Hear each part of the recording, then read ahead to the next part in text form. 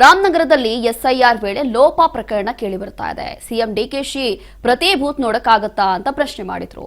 ಇದೇ ವಿಚಾರಕ್ಕೆ ಸಂಬಂಧಪಟ್ಟಂತೆ ಬೆಂಗಳೂರಲ್ಲಿ ಈಗ ಸಚಿವ ಪ್ರಿಯಾಂಕ್ ಖರ್ಗೆ ಹೇಳಿಕೆ ಕೊಟ್ಟಿದ್ದಾರೆ. ಒಟ್ಟಿಗೆ ಮಾಡಿದ್ರೆ ಬೇಗ ಆಗುತ್ತೆ ಅಂತ ಹೇಳಿರ್ಬೋದಷ್ಟೇ. ಎಸ್ಐಆರ್ ವಿಚಾರದಲ್ಲಿ ಎಸ್ಟಿಕೆ ವರ್ಸಸ್ ಡಿಕೆಶಿ ಅಂತ ಏನಿಲ್ಲ. ಇದು ಪ್ರಮುಖವಾಗಿ ಕೇಂದ್ರ ಸರ್ಕಾರದ ಯೋಜನೆ ಇದೆ. ಮತದಾನದ ಹಕ್ಕು ಕಸಿದುಕೊಳ್ಳುವಂತ ಹಕ್ಕು ಯಾರಿಗೂ ಇಲ್ಲ ಅಂತ ಹೇಳಿದ್ದಾರೆ. ನಾವು ಕೇಳಿರುವಂತಹ 12 ಪ್ರಶ್ನೆಗಳಿಗೆ ಚುನಾವಣಾ ಆಯೋಗ ಇನ್ನೂ ಕೂಡ ಉತ್ತರ ಕೊಟ್ಟಿಲ್ಲ. ಚುನಾವಣಾ ಆಯೋಗ ಇನ್ನೂ ಕೂಡ ನಮಗೆ ಉತ್ತರ ಕೊಡಬೇಕಾಗತ್ತೆ ಅಂತ ಹೇಳಿದ್ದಾರೆ. ಹೀಗೆ ಎಸ್ಐಆರ್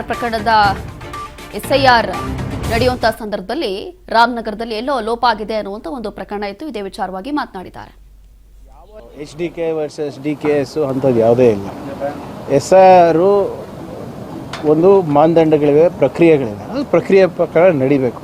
ಅಕಸ್ಮಾತ್ ಅದ್ರದ್ದು ಏನಾದರೂ ಉಲ್ಲಂಘನೆ ಇದ್ದರೆ ಕಾನೂನು ಪ್ರಕಾರ ಅವರು ಶಿಸ್ತಿನ ಕ್ರಮ ತಗೋಬೇಕಾಗ್ತದೆ. ಮನೆಗೆ ಹೋಗೋದು ಬಿಟ್ಟು ಕಮ್ಯುನಿಟಿ ಹಾಲ್ಗಳಲ್ಲಿ ಮಾಡ್ತಾ ಇದ್ದಾರೆ ಅಥವಾ ಬೇರೆ ಎಲ್ಲನ ಮಾಡ್ತಾ ಇದ್ದಾರೆ ಅಂದರೆ they will take action. But ಭಾಳ ಪ್ರಮುಖವಾದಂಥ ವಿಚಾರ ಏನು, ನಾವು ಕೇಳಿರುವಂಥ 12 ಪ್ರಶ್ನೆಗಳು ಕ್ಯಾಬಿನೆಟ್ಟಿಂದ ಸರ್ಕಾರದ ವತಿಯಿಂದ ಅದ್ರ ಬಗ್ಗೆ ಇನ್ನೂ ಉತ್ತರ ನಮಗೆ ಬಂದಿಲ್ಲ.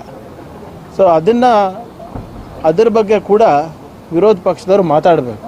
ಯಾಕಂದರೆ ಇದು ಅವ್ರ ಪರವಾಗಿ ನಮ್ಮ ಪರವಾಗಿ ಅಲ್ಲ.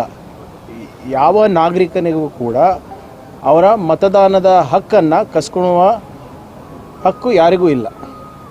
What ever is it has to happen as per constitution ಅಂತ ಅಷ್ಟೇ ನಾವು ಹೇಳ್ತೇವೆ. ಸರಿ, ಎಸ್ಐಆರ್ ಅಲ್ಲಿ ಕುಮಾರಸ್ವಾಮಿ ಅವರು ಏನು ಹೇಳ್ತಿದ್ರು, ಇದು ಸಿಎಂ ಅವರ ಪ್ರೇರೇಪಣೆಯಿಂದಲೇ ಈ ಥರ ಆಗ್ತಿದೆ. ಮನೆಗೆ ಹೋಗಬೇಕು, ಆದರೆ ಮನೆಗೆ ಹೋಗ್ತಿಲ್ಲ, ಚೌಟ್ರಿಯಲ್ಲಿ ಆಗ್ತಿದೆ. ನೋಡಿ, ಯಾವುದೋ ಒಂದು ಈಗ CM ಅವರು ಪ್ರತಿ ಬೂತ್ ನೋಡೋಕ್ಕಾಗತ್ತೇನ್ರಿ? 50-60 ಸಾವಿರ ಬೂತ್ ಇರ್ತದೆ.